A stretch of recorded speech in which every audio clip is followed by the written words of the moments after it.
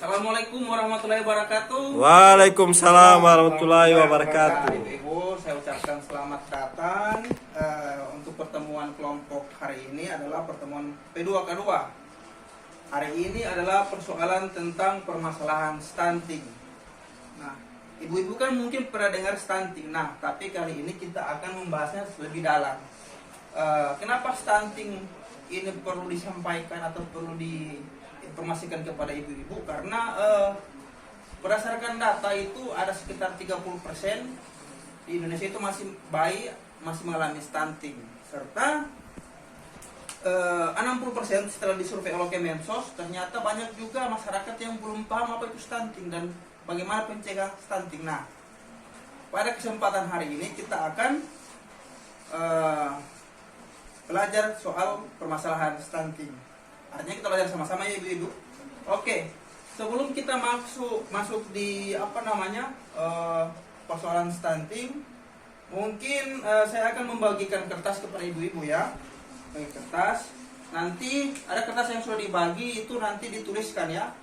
Dituliskan harapan kepada anak-anak. Kan ibu-ibu kan pasti punya harapan terhadap anak-anak. Nah, silakan ibu-ibu tulis di kertas. Nanti apa yang ibu-ibu tulis akan kita tempel pada modul atau gambar yang ada di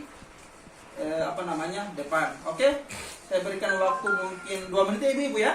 Boleh, bisa. Ya, saya menunggu sambil ngopi. Tidak apa-apa ngopi ibu ya. Ya, Tidak bisa. apa-apa, Pak. Cut. Oke. Jadi sesuai apa yang ibu-ibu tulis, yang tadi ibu tulis itu harapan untuk anak. Nah, tadi banyak yang harapannya adalah bagaimana anaknya bisa menjadi berguna untuk orang tua, bisa berguna untuk bangsa, itu kan umum kan. Tapi tadi ada juga Ibu Siti tadi yang tulis anaknya pengen jadi dokter. Siapa tadi yang pengen jadi dokter? Ya, Ibu Siti tadi kan? Ya, saya pun. Nah, artinya memang wajar dan memang orang tua mempunyai harapan kepada anaknya. Nah, tentunya dalam meraih harapan ini tidak serta-merta langsung diraih begitu saja. Oleh karena itu butuh yang namanya apa ibu-ibu? Ya, usaha. Oke. Nah, usaha ibu-ibu ini itu harus dimulai sejak anak masih di dalam kandungan ya. Jadi itulah sebabnya hari ini kita akan menjelaskan tentang usaha-usaha tadi. Nah, usaha-usaha ini kalau misalnya dimulai dari sejak kehamilan dan anak usia dini itu akan mencegah yang namanya stunting. Sebentar kita akan bahas.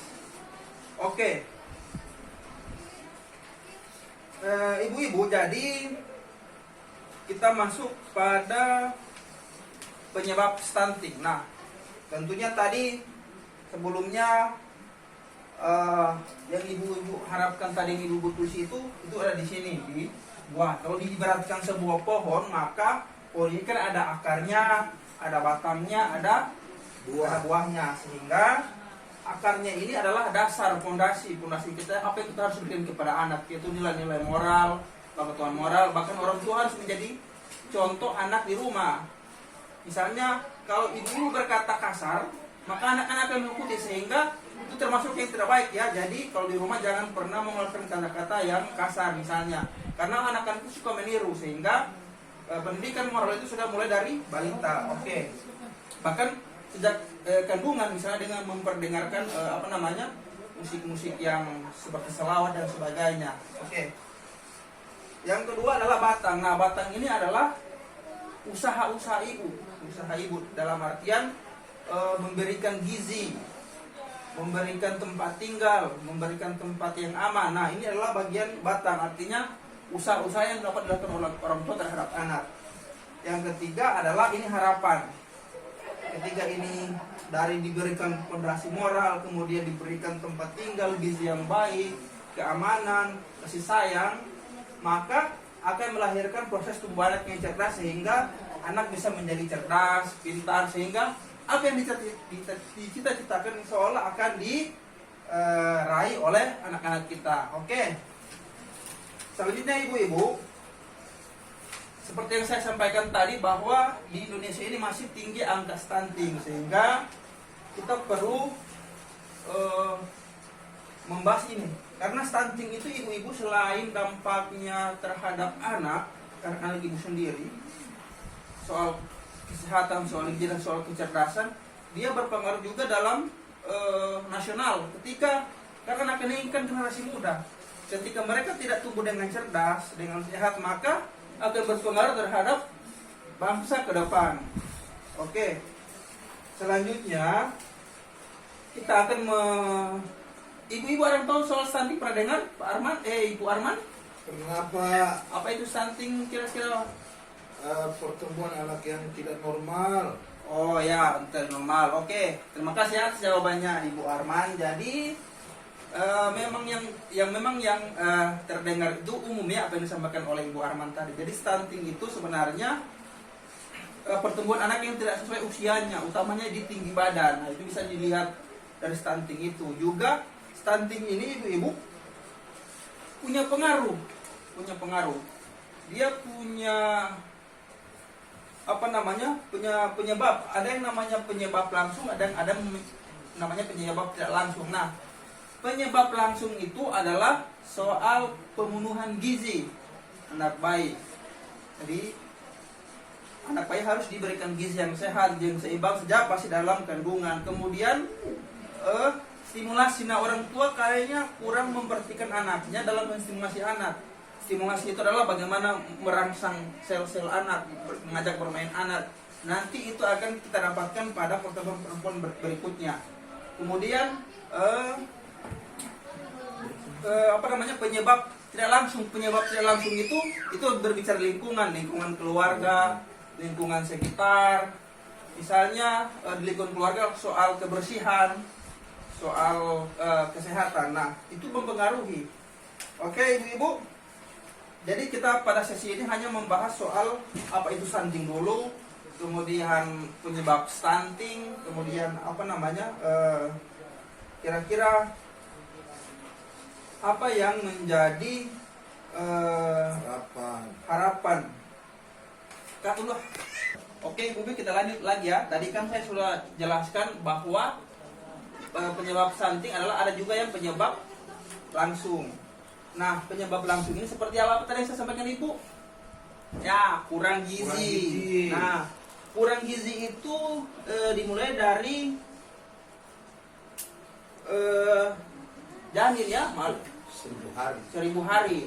Jadi pemenuhan gizi itu harus diperhatikan karena semasa pertumbuhan, semasa ada kehidupan dalam bayi itu sudah mengalami yang namanya atau sudah membutuhkan yang namanya gizi yang seimbang, baik itu ibu hamil.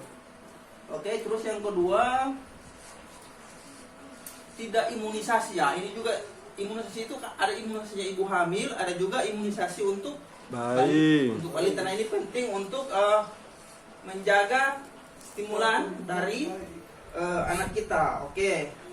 Terus juga tidak melakukan stimulasi. Nah, ini juga anak-anak kadang dibiarkan atau apa, tidak diajak untuk jadi stimulasi itu bisa dilakukan sejak bahkan dari dalam kandungan. Iya Pak. Terus dari anak usia dini sampai anak usia 6 tahun. Nah, untuk stimulasi tersebut nanti kita akan jelaskan di pertemuan berikut. Stimulasi itu misalnya ibu-ibu misalnya lagi hamil memperdengarkan musik atau mengusap perut. Itu bagian dari stimulasi. Oke, ibu-ibu, saya kan sudah seperti orang hamil ini, ibu-ibu. Oke. Nah, ada juga yang di lingkungan. Nah, di lingkungan itu terkait soal kebersihan, misalnya kebersihan keluarga, apalagi di masa pandemi Covid ini kan kita harus apa ibu-ibu? Nah, rajin cuci tangan. Oke. Karena tangan itu biasanya di survei itu adalah tempat biasa penyakit itu tersalur melalui tangan, sehingga kita harus membiasakan cuci tangan di rumah ibu-ibu. Iya, nanti ada materinya ke depan. Dan juga soal kebersihan lingkungan di rumah, lingkungan sekitar. Juga misalnya persoalan jamban. Nah, ini juga ibu harus memperhatikan jamban. harus jamban yang sehat, harus selalu dibersihkan karena jamban itu merupakan sumber dari kuman kalau tidak dibersihkan, kalau tidak dimanfaatkan secara baik.